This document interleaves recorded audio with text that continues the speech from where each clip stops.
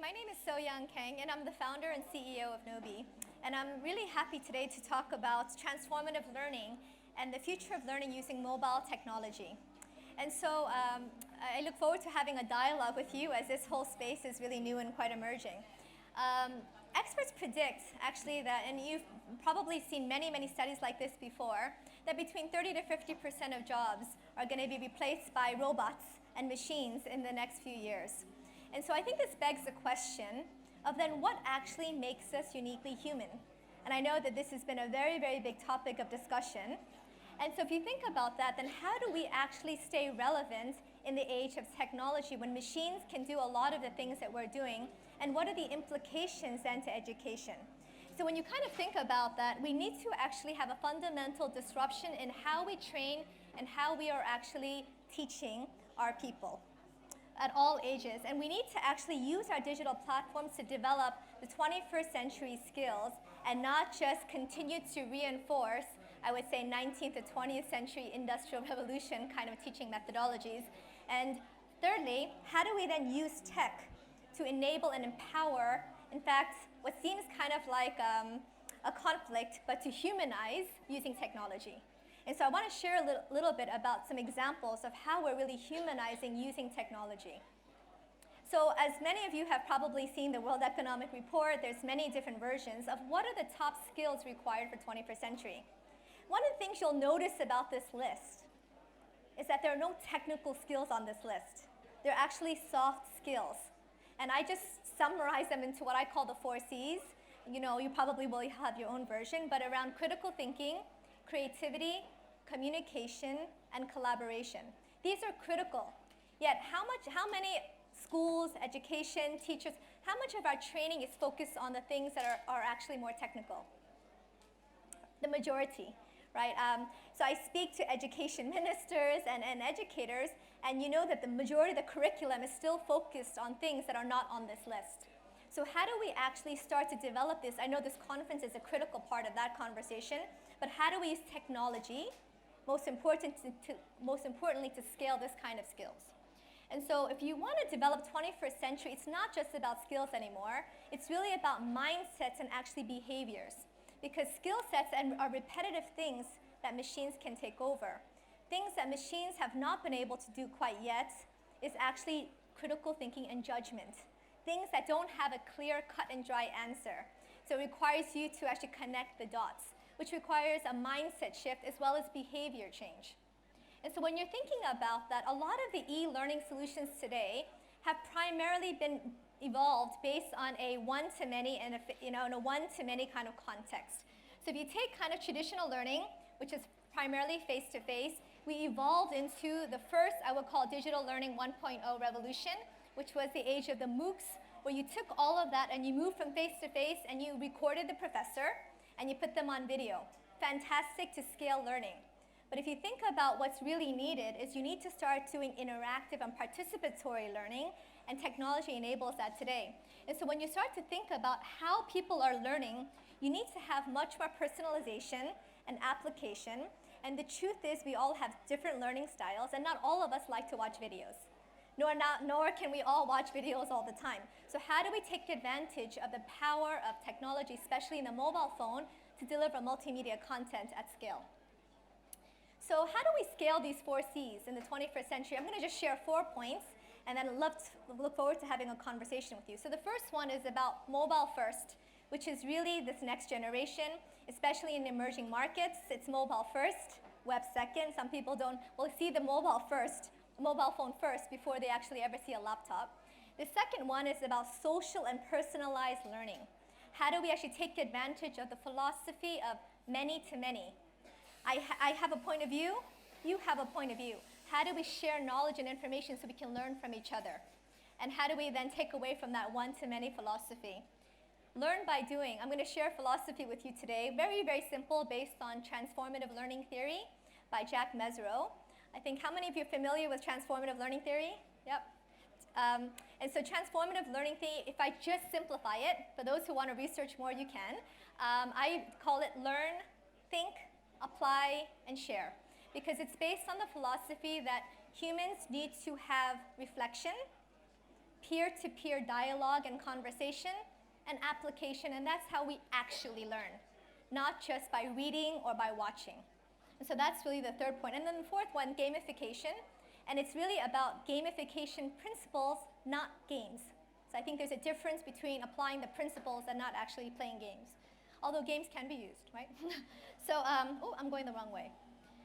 So in terms of mobile first anywhere, I think there's three critical factors to create this experience. The idea of being mobile first, social, personalized, and learn by doing, which is the transformative learning theory. So let me just share some examples. In the mobile first kind of experience, it is very, very different, and it is not mobile responsive, okay? So in mobile first design, there is something very, very experiential. How many of you take your phones to the toilet? Admit it, admit it. About 80% of people take their smartphones to their toilet. Why do we do that? How many of you take your laptop to the toilet? We don't. And the reason for it is that there's a tactile experience of this mobile phone. It's connected to our bodies and psychologically accessible all the time. So even when we're in the toilet, 80% of us like to take that phone into the toilet with us. Imagine your students taking their textbook to the toilet. How amazing would that be, right? And the phone is readily available all the time. So the idea of actually anytime, anywhere, any device access, we're living in the instant generation of Instagram. You want to be able to access your content anytime, anywhere. Why do we have to move into a classroom? Why do we have to have scheduled times of classes? Why can't I learn at 2 in the morning because I'm a little bit crazy, you know? And why do I have to actually kind of fit into a structured mode all the time? I'm not saying there's, that there's room for all those different modalities. So I think the idea of providing additional modalities for all learners actually is really important. In terms of the phone, this research is about 3 years old. We touch our phones almost 3,000 times a day. In this session alone, most of you are touching your phones. So you probably, even in the last 10 minutes, have touched your phone at least 10 times. So that is where the emotional connection with a mobile device is very fundamentally different from a mobile responsive experience. And so if you think about mobile responsive, it was designed for a big screen format that you assume the learner will be sitting down behind a laptop and actually sitting and watching, which is why it's totally acceptable to have a 20-minute, 30-minute video because you're sitting comfortably. In a mobile first experience, you are intentionally designing from a small format, which requires bite-sized small pieces of content. You have to think differently about how you do that content creation. And so many people actually do the mobile responsive thing and they go, you know what, mobile learning doesn't work. And I'm like, well, no, you designed for a big format. So if you try to take a round hole and you put it into a square peg, it doesn't fit quite right. So you need to think differently about the content creation to be mobile first, bite-sized, short, because after 90 seconds, I'm sorry folks, your video could be amazing, but after 90 seconds, people will drop off. And that time is getting shorter and shorter.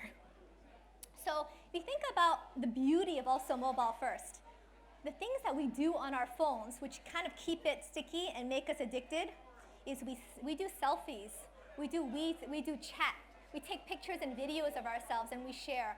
Imagine taking advantage of every feature and functionality of a smartphone and embedding that into the learning experience. How fun would that be, right? To be able to get your students to do all what you do on your phone in a learning experience. And so the idea of mobile first, it requires content to be very, very short and bite-sized. So you have to do we do 10 minutes a day, which is what we recommend, because beyond that, it's a bit too much. And what research has shown is by doing the short bite size, it actually increases retention and actually recall, because you're not overwhelmed. Just like we say, if I give you 3 points versus 10, you'll remember the 3. You won't remember the 10. Why don't we apply that to learning as well? Because ultimately, is learning about delivering as much content as I can in the shortest amount of time possible? Or is it about actually getting the learner to remember, retain, and then ultimately to apply what they've been taught? So if you take the future of learning, I really believe it's going to be mobile. It's already here. It's a mobile-first generation. It's going to be micro bite-sized pieces, and it's really about learn by doing, which is the transformative learning theory. There's been a philosophy of teacher knows best, which I think we are evolving rapidly And I'm super excited about the disruption happening in education, where we're evolving from teacher knows best to everyone can teach and everyone can learn in a many-to-many environment. So as we move, whether it's in face-to-face, whether it's in or whether it's in mobile, we can actually take advantage of that philosophy to create an ecosystem of instant content creation, sharing, discussion, and this whole idea of learn by doing. So I think the idea of, and the impact of actually doing that, and if I think about generationally what's been happening, there's been a lot of innovation done in this learn by knowing category, by moving into digital, which is fantastic. It was a great base to start the digital education revolution. Beyond that, we know that practice and daily reinforced behaviors, that's actually what helps things to stick. And then when you're able to think and share within a group or a class or a community, you actually increase ownership. If I say in the community of people that I know, this is what I've committed, this is what I've learned, this is what I'm going to apply, guess what? I have a higher likelihood of doing that because I've just publicly declared it. So there's a very powerful psychology around this idea of sharing and committing. And so the impact that we're seeing on learners is about 10 times higher engagement than traditional leading e-learning platforms. And we're also seeing that learners just like it. It's fun. They like to touch the phone. They want to touch and take pictures of themselves and share things that they've learned. And so I'm going to share, like, how do we take this transformative learning theory and develop the 4 C's? Let me give you an example. Let's say we're learning design thinking principles. I want to learn rapid creativity and rapid prototyping and ideation philosophy. So I'll start with learn. I might watch a video, a TED video, which is really inspiring about rapid prototyping.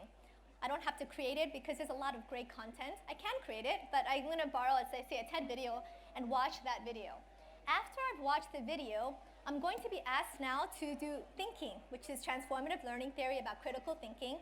And I'm going to say, what did I learn from that video? What actually resonated with me? And guess what? All of your answers and mine will be different because what you take away from the video and what I take away will be different. So it's personalized to my experience and my learning of that. After that, it's going to give me a challenge and an action to apply. It will say, in the next 5 minutes, jot down as many crazy ideas as you can, record yourself or jot it down, and then upload a picture of it to prove that you've done the action, and then share it in community.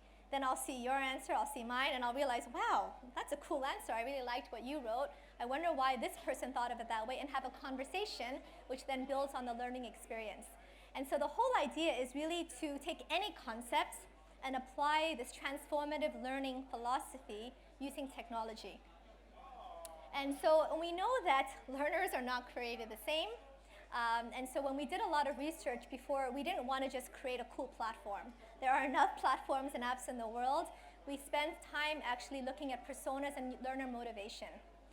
And unfortunately, we found that the minority, the vast minority, are, guess what? Guess which persona is a minority? Guess which one is the minority? The learner profile. The learner profile. These people are inherently motivated to learn. If you give them a piece of content, they'll do all the bonus extracurricular activities. They want to know other articles. I think this conference is probably very, very skewed towards learners, but the majority of the world, honestly, is not filled with learners. So when you design for and assume that your students are learners, guess what? You might lose a lot of them. And so what we realized is that some people learn because they just want that check mark. Some learn because they want to compete. And we had a very interesting learner persona called the friend. These guys, they don't even learn for themselves, but they show up in the group and they share links and articles and books and recommendations with other people. So as you understand the different learner personas, then you can custom design the way that you deliver that learning experience to the learner. Of course, gamification is really important in competition, at least for the competitors. So having the idea of in-app notifications where you're able to then say, well done, high five, you got it this far, to encourage people, or to do actual rewards. So if you're in a school context or if you're in a teacher context, you say, you know what, you just finished session 5, well done, here's a free voucher, or here's a free book that you can actually get that will further your learning experience. So the whole idea of using email and in-app notification triggered by it is very, very powerful. And also, I guess, impact assessments and tracking is very, very important to be able to track who is doing well, who is not doing well. How do you then give feedback and customize where you spend your time and who you spend your time on for individual learner progress is absolutely critical. And what we find is actually when we do this and we've compared against different groups, we find that these are actual results. Our engagement and completion rates, if you compare to e-learning, are roughly about 50 to 80% and can go as high as 90% for programs because it's fun and they don't realize that they're actually learning. And so we've had people say, I don't feel like I'm learning because it's just fun. But then when we do an impact assessment afterwards, in terms of knowledge gained, we find 150 to 200% knowledge gained and different kinds of effectiveness measures. So this is actually an example. One of the top 3 polytechnics in Singapore, called Neon Polytechnic, we ran a program for their senior leaders because they wanted to role model the disruption and the change. And they actually saw real behavior change among their leadership team after going through the content. So we did an impact assessment and we did a pre and post. And what was very, very interesting is that we actually saw a comparison because in the technology you could compare session 1 to session 20 at the end of the program, knowledge, confidence, effectiveness inside the app. And it wasn't done like a traditional survey. It was just done like a 5-point star rating where the learner didn't even realize they were being surveyed. And so they went through it and they were able to track impact. So that's in-app assessment, but of course you can do out-of-app assessment to actually track real behavior change.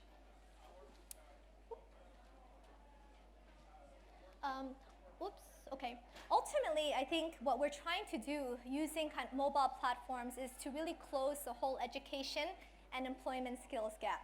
And so we've been partnering with different content partners to actually provide skills, content, knowledge, because there's a lot of great, amazing content out there on any topics, whether it's robotics, whether it's soft skills, whether it's mathematics, and then really tying that to employment. So we're working with a partner in the Philippines, for example, who does technical, very basic technical training in the Philippines, partners with Microsoft, and so they do the Microsoft training, and after going through and getting certified, they actually will get hired by Microsoft in the Philippines.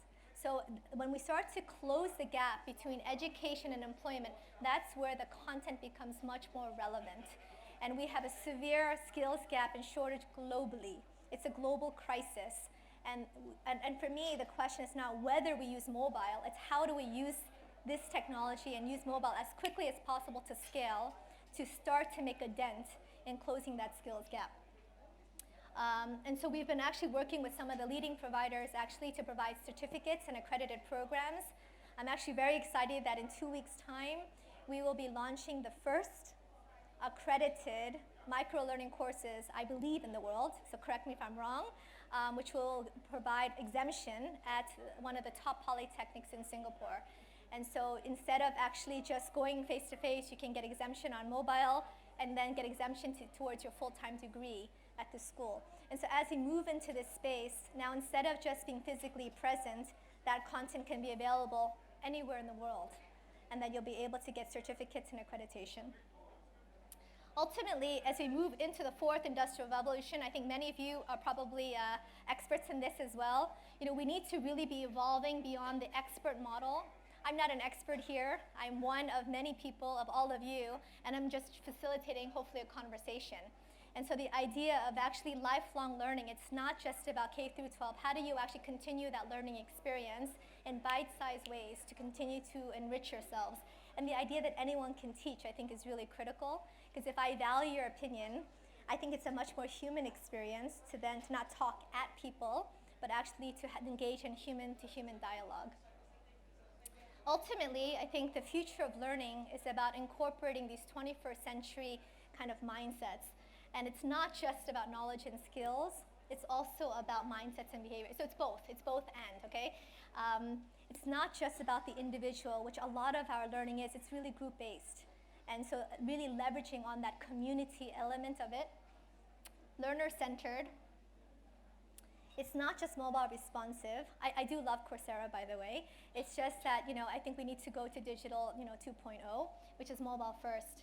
And if you think about multimedia, And it's not just about certification, it's actually about real skills acquisition. It's not just about points and games, although they can help, but it's about using gamified learning principles to ultimately drive behavior change and impact outside of the technology. In fact, I don't want people to be in the app all the time. It would make me sad if they didn't actually apply something in real life. And then ultimately, for all the educators in the room, I hope we can move beyond assessment for grading's sake and really move into assessment for learning's sake. And so I think, as we think about 21st century, it's time to really rethink how we teach, rethink how we learn. I'll leave this up for those who want to take photos. Any questions? Oh, thank you. Thank you. Thank you. I went kind of fast because I wanted to actually have more dialogue. Yes? Yeah, I'm really curious about your use. Oh, sorry. Thank you. I don't have to shout. I'm really curious about the use in the higher education setting. I work for the Global Business School Network and are very interested in the developing world, how mobile can be used for more kind of management skills attainment, which is a very difficult thing. There's a lot of talk about experiential learning in this space, but how do you do that in mobile? And I'm very intrigued how you're doing that. Yeah, absolutely. In fact, the example I just shared was with a polytechnic for leadership development, agile, and I think design thinking skills. So they're very kind of creative and soft skills. And what actually happened is so there's a combination of content that you can create to put on the platform. In this case, we had premium content that was delivered, and the senior leadership team and the management of the school went through the program together in community. So what ended up happening is because they're in community with their colleagues and peers, it actually drove adoption and engagement because they're looking at each other. And the senior leaders are there. And so that's why when you're an individual learner by yourself, no one's kind of watching you. So that's why people drop off. But in our experience, you're always in a community. You're never learning alone. Does that offline experience inform their online? In this case, it was the other way. The online experience informed their offline behavior. Because what happened was online, they were sharing their kind of leadership insights, their management philosophies, their perspectives. And then what would happen offline in their meetings, like I read your answer, I read what you wrote in the platform, and I read what you committed to. So that's where we saw the significant behavior change in real life. Very powerful. So, and you can do that for any topic. And that's where the power of that group is critical because you have accountability. Yeah. And that's happening. And so we're actually talking in Nigeria, we're partnering people in the Philippines, Indonesia. In Nigeria, it will also be with teacher training. And the idea there is actually, there's gamified learning, so there's a leaderboard as well. So every Friday you'll get a weekly kind of journey email that will tell you your ranking in your group, the top 5 learners in your community. So you kind of create these principles to kind of get people and to encourage them because we all forget when we get busy. Thank you. Other questions? Yes. I was very interested in that slide about why people learn. Okay. Could you talk a little bit more? I mean, I know you said the learners with the least. Which of those was the one that, like the higher? Oh, the higher? Profile, yeah. I think it really, can I get the slides back, please? Can I get the slides back? It's a 6 learner personas. It really depends on the context, actually. So there's no right number. And what I encourage people to do is not to focus on like how big those circles are in terms of which is more or less. It's just to recognize that they exist. Because once you recognize that they exist, we actually design the features to meet the needs of all 6. Yep, and I think that's more important than figuring out, are there more learners, are there more this, which means that every feature is not going to apply to every single person. So some features will apply more to some people, like that leaderboard that comes out every Friday, the achievers and the competitors will love it. Friends don't care, right? Friends actually like to see their name show up in the group board and like to see how many shares and likes they get. So the different people will have different preferences.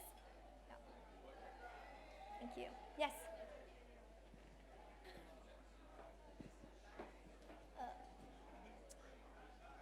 Okay. Thank you. My name is Nora Thurmond. I work with the Skill Development Institute in Bangladesh, and we work with training in vocational trades, different trades. Mainly we work with high school dropout children and college dropout children. Okay. So your presentation was really interesting to me because we've been struggling for a while now to create an online learning platform so that we can scale up the process.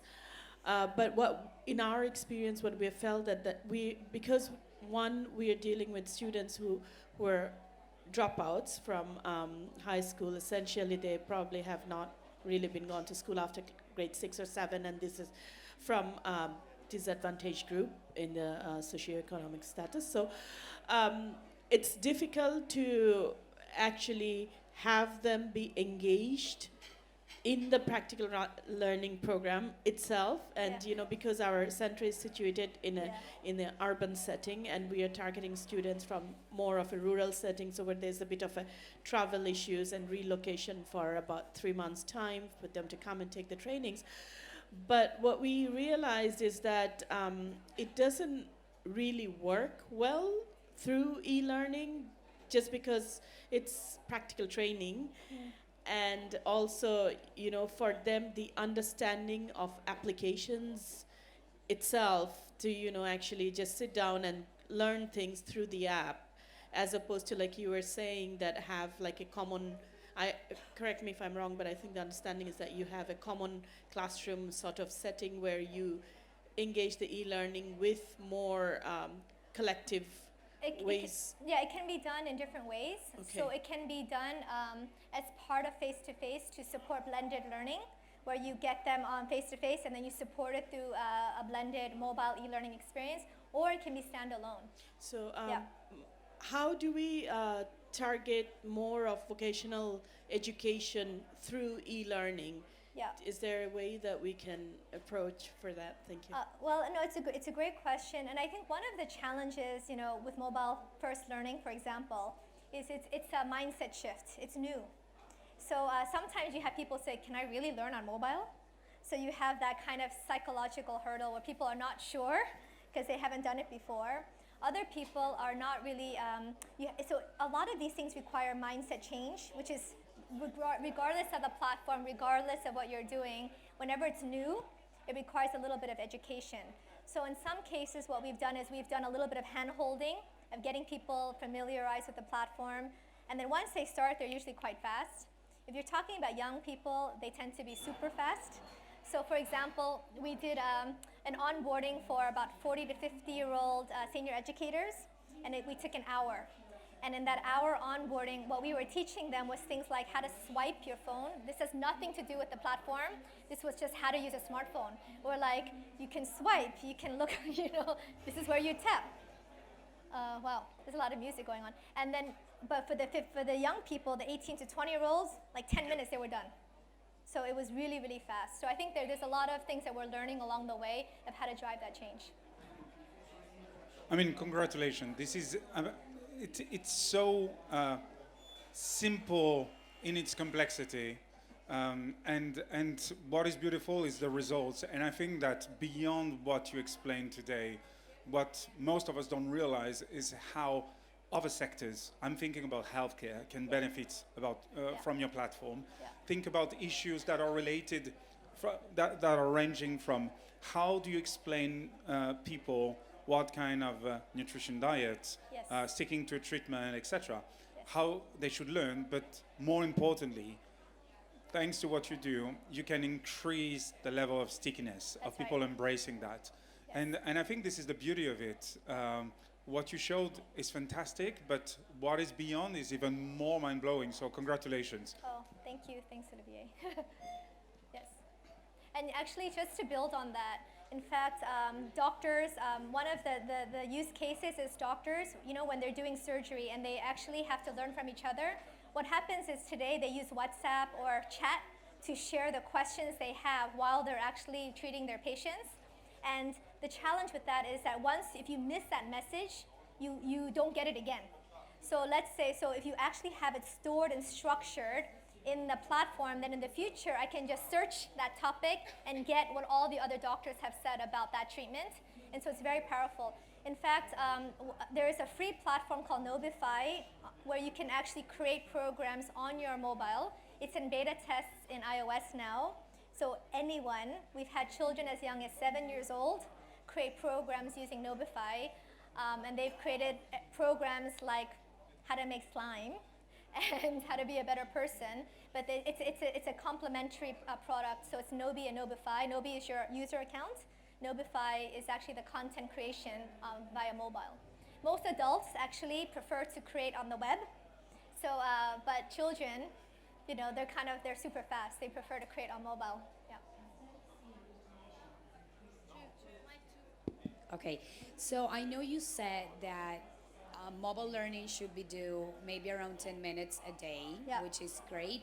Now, this program, the micro program that you guys are creating with this Polytechnic University, how long is it going to be, in hours or months? Or, I mean, I would like to learn more about that. It really depends. We recommend for a certified, like a full program, we recommend maximum of 20 sessions, which if delivered one session per day is about 1 month of learning, which is about 4 to 5 hours in the app. Of course, there's a few hours of activity outside the app because you have to go do stuff, right? To apply and practice what you've done. But in app, so the content part can be 3 to 4 hours. We tested it with 30 and more sessions, and we found a significant drop-off. If you look at the data, it went right after 20. So I think people's attention spans are what it is. We recommend 15 to 20 sessions. And if you have a longer form of content, then we recommend just breaking it up. So even Nobifying kind of your longer course into 3 sub-modules. And so it's this generation of short. But we are actually partnering with someone now who's actually doing something different, which is more delivering content daily, like a channel. So it's actually like a subscription where you always get new content every week. So in this case, it's not actually a structured program. It's just more ongoing knowledge where you subscribe every month, kind of like a news feed or a channel. So if there's certain expertise that you have and you want to actually create, revenue generation from that content, you can create a Nobi channel. I'm just curious, how many of you are doing mobile first learning? Hi there. Yes, hello. I'm not doing mobile first Okay, learning, but okay. the attention span question I think is really interesting. And just to play devil's advocate slightly, I agree with that, by the way, the 90 seconds thing from my own research. But think about, so this morning Simon Sharma did that impressive 30-minute or 35-minute speech, right? Do you think there's value in that long, complex synthesis of an argument and being able to digest that as a learner? And to what extent do these mobile platforms have a sort of obligation to provide the scaffolding to understand that? Yeah. Or do you think it's just we should be trying to fix everything to that more behavioral kind of bite-sized chunk? It's both and. You're absolutely, I mean, there's certain topics that are very complex.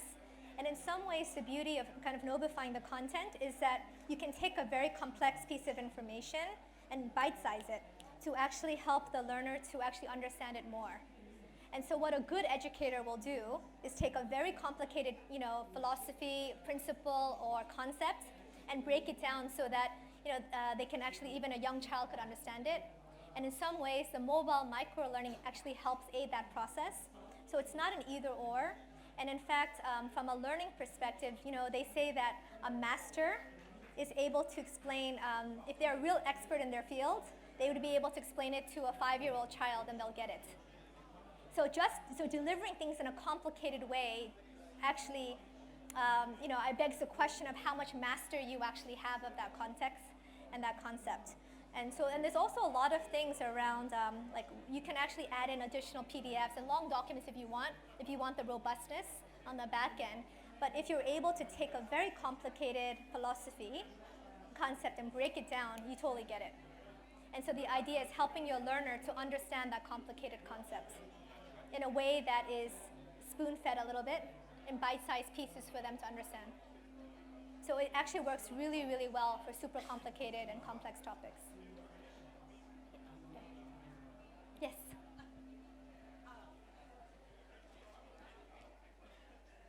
I don't have to shout. To your point about the instructor, the teacher, the facilitator, How are you working to help people understand how to take their complex subjects and their traditional teaching styles and put them into this format and make them feel comfortable as a teacher in this way? Excellent question. So there is, it requires a mindset shift. So you have to think differently about the way that you deliver your content. So we actually do a lot of curator training in Nobi and also face-to-face or web-based, because you're trying to get people to storyboard and think about the content differently. But there's no better way of learning than learn by doing. So last year, I don't know how many of you were at Qudwa in Abu Dhabi, the Teachers Forum in Qudwa. We actually did a hackathon with about 40 to 50 teachers across the Middle East. Everyone was given an iPhone. Well, they weren't given. They already had an iPhone, a smartphone, and a laptop. And in 90 minutes, the educators designed about 50 programs in 90 minutes on mobile. So they created 3-session programs in 90 minutes. And this is what we have found to be one of the most effective ways of actually breaking down the barriers for especially senior educators and trainers who are used to a certain way. It's not about me talking at them about the benefits. It's getting them, putting the device in their hand and say, okay, pick a topic you want to teach. You have 90 minutes, go create. And there was a competition at the end of that, which was really fun. And we had educators creating things like Islamic education, math, physics, chemistry. We had people creating how to have fun with puns. Like, it was just a random kind of mix of topics. And that's been a really effective way to start changing mindsets. We really believe in kind of hands-on, learn by doing. That's kind of the best way to move anything forward. Yeah. Otherwise, it stays up here. Yeah. So why aren't you all using mobile first yet? No one raised their hands. I'm so sad. I'm curious, actually, maybe I can ask you all a question. What have been some of the challenges to adopting mobile first, kind of in your respective areas?